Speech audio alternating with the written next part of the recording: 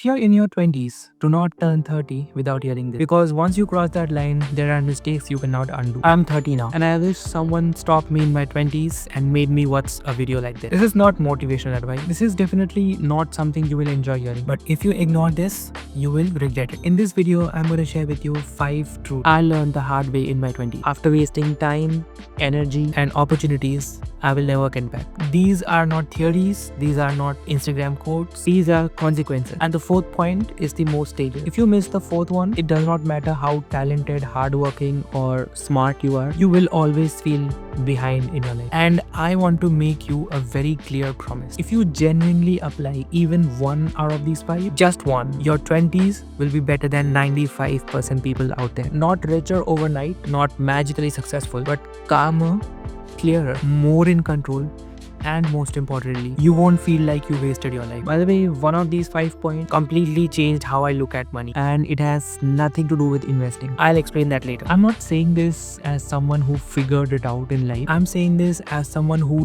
did these mistakes so you don't have to. So if you are in your 20s, watch this till the end, because the cost of missing this video is much more than the cost of your time. The first thing I wish I understood is this: be honest to yourself. Let me be very clear. I do not believe that honesty is always the best policy. Everybody lies. We lie to our parents, we lie to our friends, we lie in our CVs, we lie at our jobs, and honestly, that's normal. That's survival. If you think the world rewards honesty, you are naive. But here's the real problem. These days, almost everyone is dishonest with themselves. And that's the one lie you cannot recover from ever. Because when you're lying to the world, you're protecting your image. But when you lie to yourself, you are destroying your future. I've seen this again and again. Like, someone doesn't study for their exam. They don't put in the hours and they know it that they did not work hard. But when they fail, they tell themselves, I did my best. The exam was unfair. The teacher was bad. It wasn't my fault. And the moment you tell yourself that lie, your life quietly stops improving, because now there's nothing to fix. If you truly think you did your best, why would you even work hard next time? That's why people repeat the same year, the same mistakes, the same failures, just with better excuses. There is absolutely no comeback from lying to yourself. I'll tell you how I handle this. I'm not perfect. I lie sometimes. I have lied to people to avoid conflict. I have lied to save my face. But I never lie to myself. If I know I did not give my 100%, I admit it. No justification. And when I did give my 100% and still fail, I accept that too. I get upset, but I don't rewrite reality. Being brutally honest with yourself does 3 things. It keeps you sane, it keeps you sharp, and it keeps you moving forward. Because now you know exactly what to fix. By the way, most people lie to themselves about one area of life, and that lie delays them by years. I'll come back to that later. Once you stop lying to yourself, something uncomfortable happens. You realize that no one else is responsible anymore. Which brings me to the second point. And this one is where people mentally quit. Once you stop lying to yourself, something very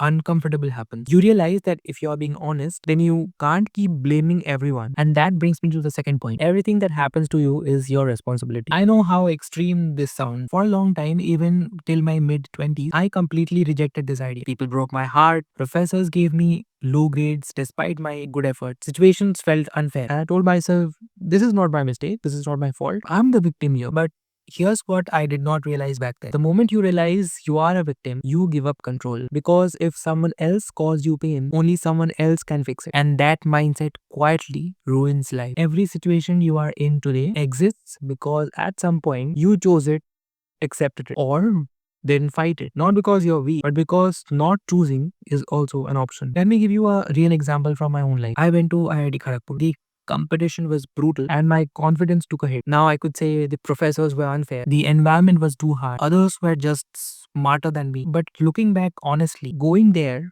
was my decision. I had other colleges. So whatever challenge came with that choice, the responsibility was mine. And before you say, but I was forced, let me be very clear. Even if your parents pushed you into a college, a relationship, a marriage, a career, you still chose not to fight. Maybe you wanted peace. Maybe you were scared. Maybe you didn't have the energy. All valid reasons. But the consequences are still yours. Same thing with career and money. If you started businesses and failed while your friends succeeded, that wasn't destiny. You chose that risk. Failure does not mean you were wrong, but it does mean that responsibility stays with you. Now listen carefully. This is important. Responsibility is not self-hatred. It's the opposite. Blaming others feels good in short term, but it traps you. Taking responsibility hurts at first, but it gives you power. The moment you say, this is my responsibility, your life comes back into your hand. Now, change is possible. Now, efforts matter. Now, your future is no longer random. But there's a dangerous mistake people make here. They confuse responsibility with punishment, and that misunderstanding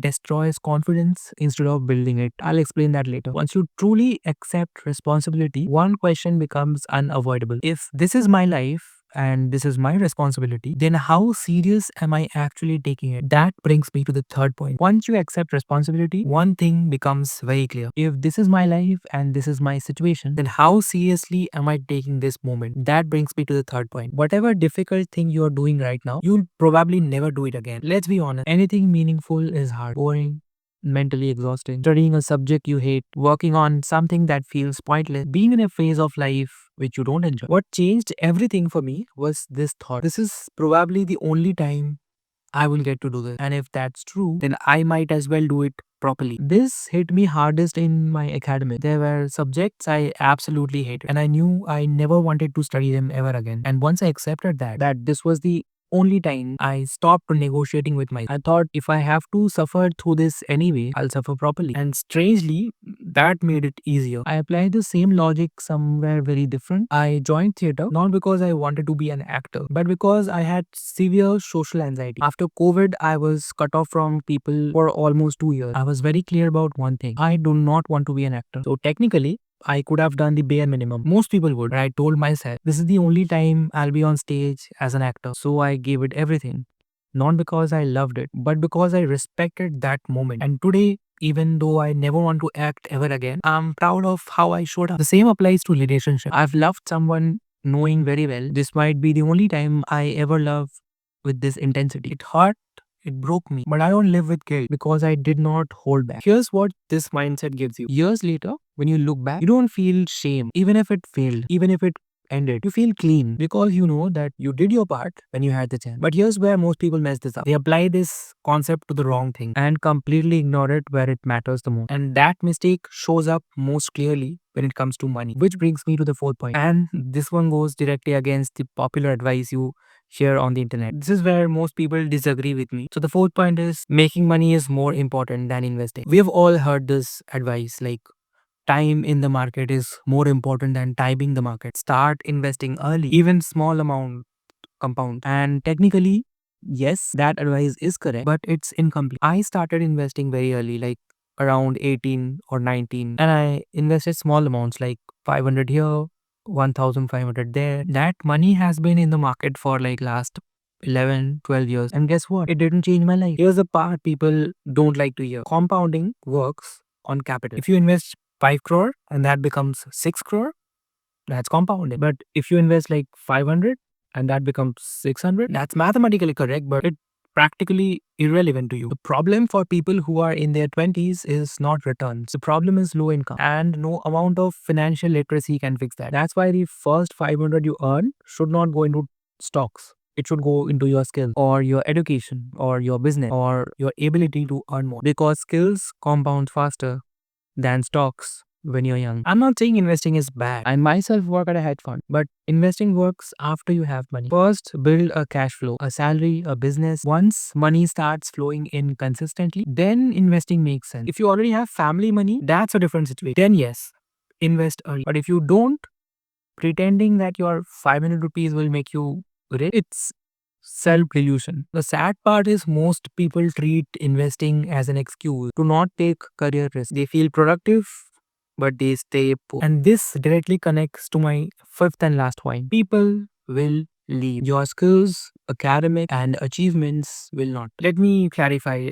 This does not mean that relationships don't matter. They do. But the problem, the mistake most people make is priority. They put people first and their future second. I have never been someone who completely ignored career. Even when things went wrong emotionally, I never fully abandoned my work or study. But I've still seen how damaging this can get when emotions take over you at the wrong time. For example, my first serious relationship broke me to the core. It affected my academics very badly. I could not focus, I could not write exams, and even today, like more than a decade later, that mistake still follows me. People heal, time moves on, but academics and career gap stay on your record. Here's something nobody tells you in your college. The people you hang out with every day, the ones that feel inseparable right now, most of them will not be in your life 10 years later. Not because they are evil. Life just moves people in different directions. I have firsthand seen people skipping classes for their friends, skipping exam preparation for movies, trips. Today those friends are gone, but the career damage stayed. They are right now in a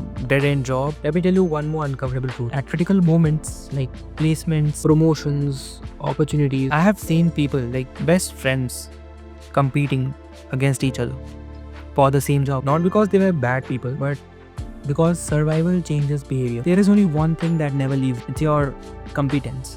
Your skills, your money, your career, your credentials, your ability to earn. Those stay with you forever. So always prioritize the right thing. If you understand this early, you will never feel abandoned in life. Build yourself so strongly that even when people walk away, you are still standing. Let me end this by bringing everything together. If you remember nothing else from this video, remember this. Your life does not change because of motivation.